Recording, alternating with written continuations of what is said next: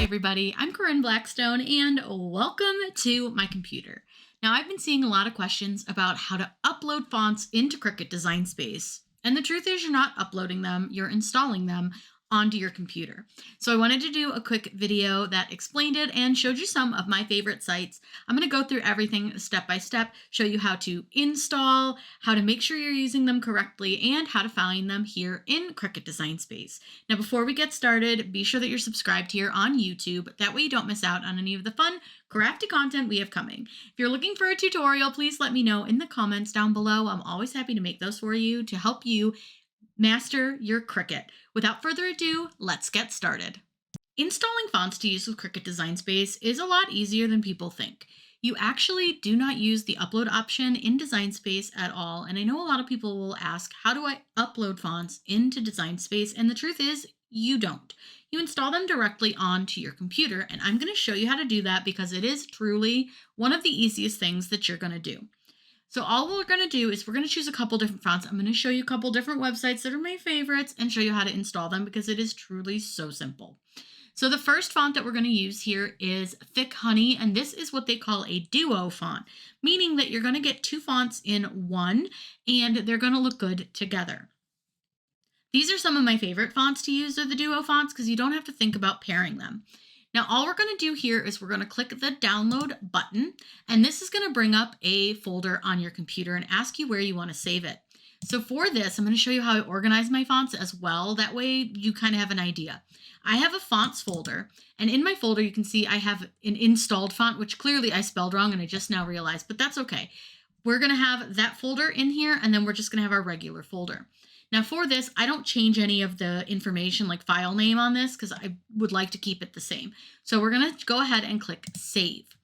Now you're going to open up the folder that you just downloaded, and you're going to see that you have several pieces of information in here. You have different file types, including Open Type Font File and True Type Font File, and then you have the Honey and the Thick. Now if you want to see what they look like, you can just open them. So this is Thick, and that's like the regular font, and then if you look at Honey, that's your script font. What we need to do from here is to extract all of the files, so you can simply just click Extract All. Now I do recommend having this clicked right here where it says Show Extracted Files when complete. It's going to make it so much faster for you to install these, and you don't have to go searching for them. Simply click that extract and it's going to open up your folder. Now, when you're installing a new font, you want to use the Open Type Font File. It's just a better file in general to use for your designing purposes. I don't know exactly why. It was explained to me years ago, but you always want to use the Open Type Font File. Now, you can install two fonts at once, which is super helpful. Choose one of the fonts, hold Control on your keyboard, and choose the other Open Type Font File. Right click, and you're going to see that you're going to bring up some information here, a nice menu. You'll see that you have this install option, but you don't really want to use that one. You're better off to use the Show More Options button and use the Install for all users. That's going to allow anyone who uses your computer to use that font. Now, if you're the only one who uses it and you're the only profile on the computer, it really doesn't matter, but I do recommend using Install for all users. When you click that, it's going to bring up this little box, and then it'll install your fonts. And simple as that, it's done. Now, for me personally, I go and I close this folder. I'm going to go back into my fonts folder, and I'm actually going to delete the file that I unzipped because you don't technically need to keep it. And then I just drag and drop this one into the installed folder. That way I know it's on my computer and it's not taking up double the amount of space because you don't need to do that. But this way, if I get a new computer or my computer crashes or whatever, I do still have like the fonts because I do back this up once in a while onto an external hard drive. Now, keep in mind here with Creative Fabrica, not everything is free. They do offer some free things, but if you have their subscription, you can download anything on their website anytime that you want, as many times as you want, and it's really fantastic. It's $3.99 a month. They bill it at $47 a month. This is not sponsored by them at all. It's just a website that I highly, highly, highly recommend, especially as a Cricut user because there are so many great options. This is one of the ones that I absolutely love, and I just think they're so easy to use and so well priced. Now, another great website that you can use here is defont.com. And this was like a super popular font many years ago. I haven't really seen it used too often, but this is still a really pretty font. And this is Magnolia Sky. Now, this one here is a personal use only file, meaning that if you make something with this, you're not legally supposed to be selling it. And the user, like the person who created this, could come after you legally. Now, with the other two websites that I'm going to show you, you can create things and sell with them. So just keep that in mind. Now, this is going to be really, really similar. You're going to click the download button. It's going to ask you where you want to download it. I'm going to save it into my installed or my font folder. I'm going to click save. Then I'm going to open up the folder. I'm going to extract all and click extract.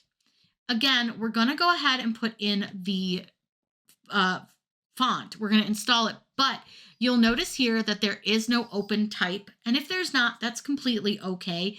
True type is fine, but if you're given the option, you do want to go with the open type. Again, you can right click on this. You're going to go to show more options and choose install for all users. Again, it will install your font, and simple as that, you're basically done. Again, I close this folder, go to fonts, I go ahead and delete the extracted one, and I just drag and drop that into the installed, which I will fix the spelling on. Now we have one more website that I really love, especially for free stuff. It is fontbundles.net. Again, I'll link all the fonts that I'm using, and I'll link the websites down below if you want to check them out. This is fontbundles.net. They have a ton of free options, but you can also pay for fonts as well. But I do just highly recommend not paying for fonts if you don't have to, because they can get very expensive. So this, again, is going to be very, very similar. You're going to choose download free now. It's going to open up the folder and ask you where you want to save it, and just click save. You're going to go ahead and click on that. And again, you're going to extract all and click extract. Now this one does have the open type, so you want to right click on that, show more options, and install for all users. It's going to install this across your computer, and you're going to be able to use this with any of your programs, which is so nice. Go ahead and close that. Again, we're going to go to fonts, delete the fresh orange font, unzipped folder, take the compressed, and put it into installed. That's one of the best tips that I can give you, is keep everything as organized as you possibly can. Now, I do love font bundles, but like I said, fonts can get pretty expensive, so just let me show you really quick. I'm just going to look at their new fonts here, and let's just say that we like this jumble box. If you look at this font is $14, which is insane to me. But if you're over in Creative Fabrica, all their fonts are included. Now, I don't know if they have Jumble Box over here, but you can always look and see if they do have like the same font. Now, it may not have it, and that's totally okay. But you can usually find similar fonts, but they have lots of things to choose from. So you can always just check over here to see if for some reason maybe they have it. So like you can check for like fresh orange font and see if they have that.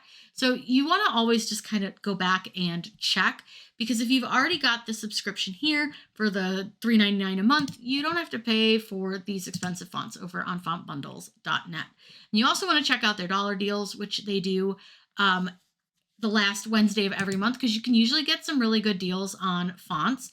So you can see here that these are going to be the fonts that are going to be, these ones are like all $1 each right now, which is so nice. So you can grab any of these ones if you want them for just $1. They do the dollar deals a little bit different over here, but be sure to check them out. Now, let me show you how to make sure they're in your Cricut Design Space. At the moment, I've got Cricut Design Space open, and I'm just going to put a text in, and we're just going to write my name. Now, with this, let me make it bigger.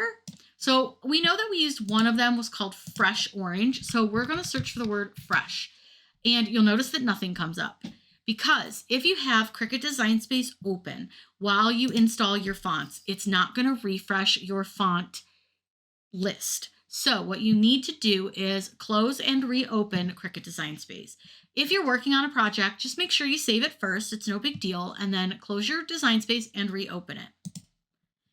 I'm reopening Design Space, and I'm just going to choose new project since I wasn't really necessarily working on anything. And then what we're going to do is we're just going to add some text so that we can check out our new fonts. So it's really easy to add fonts to Design Space. Just keep in mind that you don't have to install It's really easy to work with fonts in Design Space, so it's super easy. So if you want to find the fonts that you just downloaded, go to System, and you're going to need to kind of remember the name of them. So we know that one was Fresh Orange. So now when I search Fresh, you'll see Fresh Orange comes up, and I can use that font. So super, super cute. I'll duplicate this just so we can check out some of the other ones. Remember, one of them was called Thick, so let's look for Thick. Now, there's Thick. Go ahead and duplicate this again, and we'll look for that Honey. And that was the other one, because that was, remember, this was the font Duo, so that's really cute. Like if I change the color on that, so fun. I think that's cute. And then remember the next one, we'll go ahead and duplicate again. And the other one that we used was Magnolia Sky, which like I said, was a really popular one. Like when we first started with Cricut, everybody loved that one. So here are our new fonts. And again, it's really easy to find them here in Design Space. You just search under your system fonts. Now, sometimes if I'm downloading a bunch of different fonts, I might write their names down on a little piece of paper so that I can remember which ones I used or downloaded. And that way it's easy to find them when I come back here into Cricut Design Space if I want to check out those new fonts. Installing fonts is super easy. And like I said, these are not just in Cricut Design Space now. You're going to be able to use these in Word. You're going to be able to use them if you have Inkscape or any of your other programs that use fonts and text. They're going to be there. So for me, for example, I use Adobe Premiere Pro when I edit my videos. So now I'll have access to these fonts in Premiere Pro as well. So that's the one reason that I really recommend installing for all users as well, just in case, and that way it covers you across your whole computer. Now, if you have any questions about installing fonts, please let me know down below. I'm always happy to answer those for you. Be sure that you're subscribed here on YouTube. That way you don't miss out on any of the fun, crafty content we have coming. I hope you all have a wonderful day, and as always, happy crafting.